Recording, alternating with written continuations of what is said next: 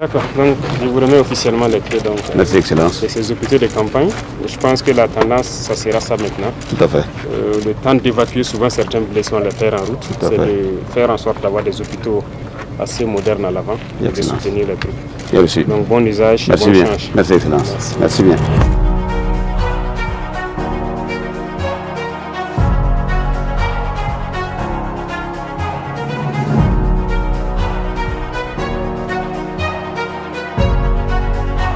Là, il s'agit d'un hôpital mobile de campagne.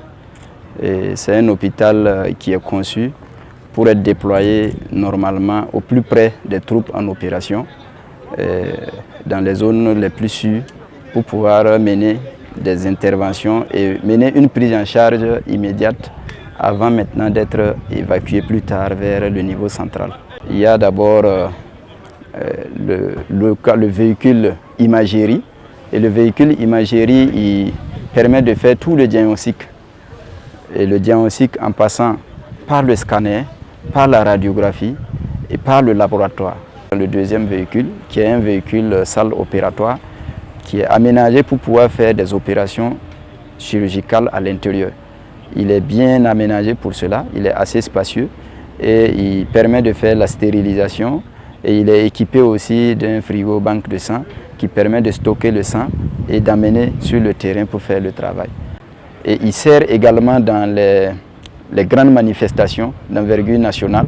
C'est bien que cet hôpital soit déployé en mesure de prendre en charge immédiatement des blessés qui pourraient survenir au cours des manifestations.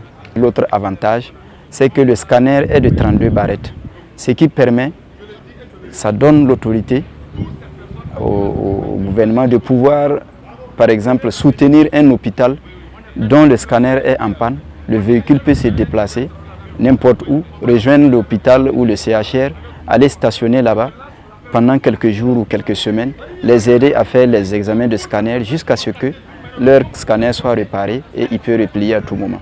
Donc ça, c'est un soutien stratégique qui va permettre aussi de remédier aux problèmes récurrents de panne de scanner dans les hôpitaux. Le chef de l'État a voulu témoigner aux troupes en opération que là, il suit de près tout ce qui se passe.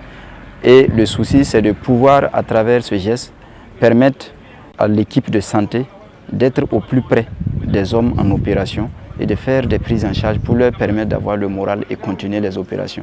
C'est quand on est blessé et on sait que sur le champ, on sera pris en charge dans les heures qui suivent. Il n'y a aucune inquiétude, les gens auront le moral pour combattre.